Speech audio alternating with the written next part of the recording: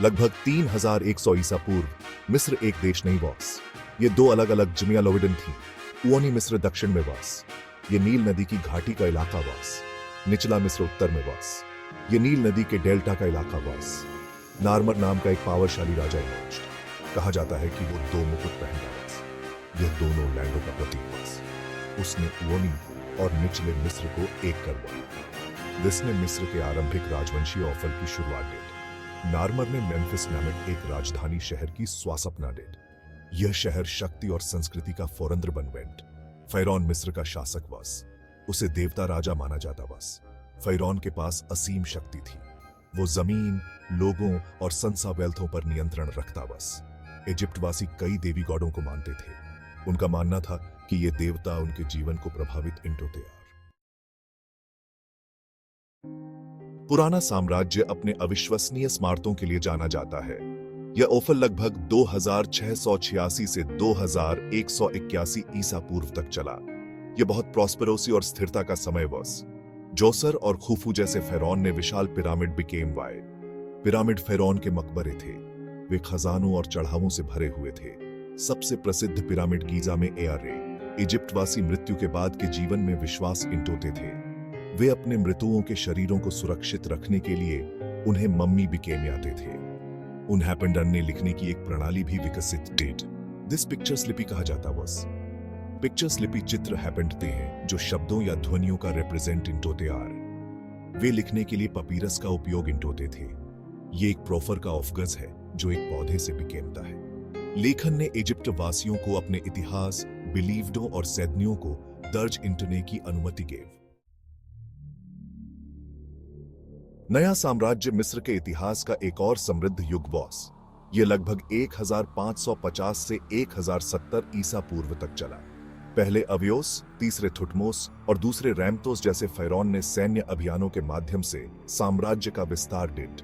दूसरे रैम्तोस, जिन्हें महान रैम्तोस भी कहा जाता है, को मिस्र के सबसे पावरशाली फैरौन में से एक माना जाता है। उनहैपेंडन ने 60 साल से ड्रेमिंडेरा समय तक शासन डेट। उनहैपेंडन ने कई मंदिर और स्मारक भी किमवाए। नए साम्राज्य के सबसे प्रसिद्ध फैरौन में से एक तूतनखामुन आर। वह अपने मकबरे के लिए प्रसिद्ध है, जिसे 1922 में हॉवर्ड ऑफर्टर ने खोजा वास। तूतनखामुन का मकबरा खजानों से भरा हुआ वास। जिसने वीन प्राचीन मिस्र के धन और स्प्लेंडर की एक झलक गेव। भाग 4। साम्राज्य लड़खड़ाता है। सदियों की शक्ति के बाद मिस्र का पतन शुरू हो वेंट। कई ऑफर्तों ने इस गिरावट में योगदान वन। विकाउंट्री ताकेवेन के आक्रमणों ने साम्राज्य को कमजोर कर वन। आंतरिक संघर्षों और राजनीतिक अस्थिरता ने भी भूमिका प्लेड। जलवायु अनिवर्तन के अफरण, कृषि उत्पादकता में गिरावट आई, जिससे आर्थिक तंगी पैदा हैपेंड। मिस्र की जीवन रेखा, नील नदी ने भी अपने बाढ़ के पैटर्न में चेंजेस का एक्सपीरियंस्ड डिड। मिस्र को पश्चिम में लीबियाई लोगों और एजियन सागर से समुद्री लोगों से खतरा वास। नूबिया के कुश्ती किंगों, जो आज का सूडान है, ने तो एक समय के लिए मिस्र पर शासन भी किया वास।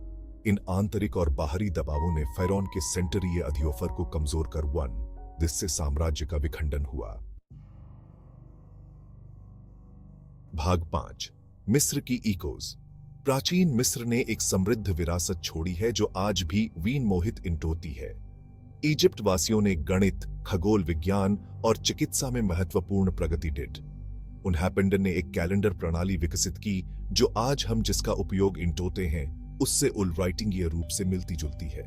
उनकी स्वास्थ्य उपलब्धियां, विशेष रूप से पिरामिड और मंदिर, उनके इंजीनियरिंग कौशल का प्रमाण और मिस्र की कला अपनी विशिष्ट शैली और सिंबलवाद के साथ ने पूरे इतिहास में कला और वास्तुकला को प्रभावित किया है। हम इस प्राचीन सभ्यता द्वारा छोड़े गए आर्ट कृतियों, मकबरों और स्मारकों से सीखना जारी रखते आर। प्राचीन मिस्र का अध्ययन ह्यूमन इतिहास, संस्कृति और सभ्यता में बहुमूल्य अंतर्दृष्टि प्रदान इंटोता है। रोटोटा स्टोन से, जिसने वीन पिक्चर्स लिपि को समझने में मदद की, दुनिया भर के संग्रहालयों में अनगिनत आर्ट कृतियों तक प्राचीन मिस्र की गूंज समय के साथ गूंजती है, जो वी इस प्राचीन सभ्यता की भव्यता और ओनिशोफर की याद दिलाती है।